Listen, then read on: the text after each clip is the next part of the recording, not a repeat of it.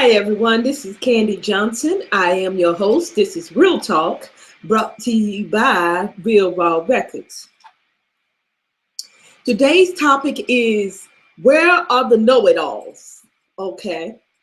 We want to know where are the know-it-alls? Generally, generally, when this statement is used, know-it-all, people are usually saying it to be sarcastic and insulting of someone who seem to have the answers to everything. And I don't understand myself why or how and at what point in our society did knowing things become an insult. Okay, but that's the way it is. All right.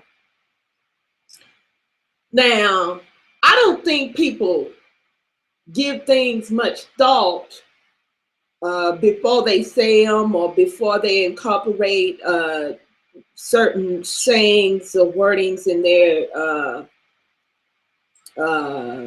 conversation. And what I mean by incorporate things into their conversation, for example, people have used the word know-it-all and are using that as a derogatory term. Now, if they were using that term in a derogatory manner and they were referring to someone who is just a pretend person pretending like they know what they're talking about, and I have come across a lot of those type of people online here. Generally, they are very unknowledgeable people.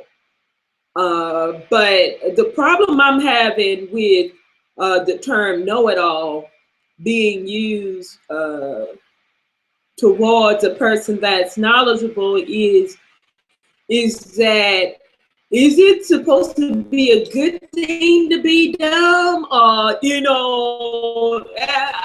don't understand that. Is it supposed to be a bad thing to know things, to be wise? Back in the day, way back,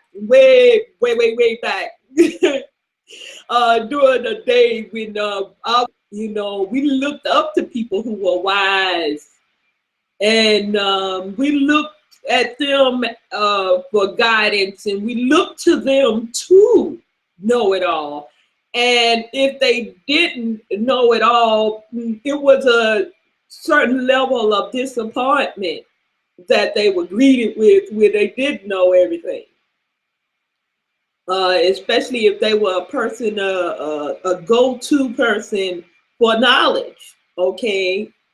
Now, people will use the term know-it-all because they feel inadequate, is what I've found with the use of that term in a insulting manner, usually used by people who feel inadequate in some type of way. All right. And instead of them giving a person their props, as we say in the Black culture, or instead of giving that person their just due credit for having a variety of knowledge or wisdom, or having being intellectually competent, people will try to talk down upon another person, and it's usually, like I said, due to their inadequacy, okay, or shortcomings. They feeling insecure and things of that nature. And to the point where it's become a common thing to be a hater. Okay, Now we've all, not all of us, but because I am speaking to an audience and a mixture of people from different countries and cultures. But in the United States, um, uh, we are familiar with the term haters, all right? And that term has been used very widely to describe people who are not complimentary to a person's character or their um, shortcomings or whatever, or their accomplishments even. So we call that a hater. But even that term has been abused to the point where if you tell somebody the truth and be honest with them about your opinion, or be honest with them and speak the truth to them about them perhaps doing something wrong, saying something wrong, or inappropriate behavior, then people will say, oh, you're just a hater. Well, what am I supposed to be hating on here? Like, hater was supposed to be used for a person that's actually doing something commendable, and then someone being jealous or hateful towards their accomplishments. So all of these terms are just being used and abused, like the words love, faith. We've discussed that in previous broadcasts, how people just abuse terms, okay, and just abuse. This is word abuse. Who's gonna start a civil rights movement to take up for the rights of words, you know, and to vindicate the abuse of words and phrases? Know-it-all is one of those terms that have been completely and totally abused.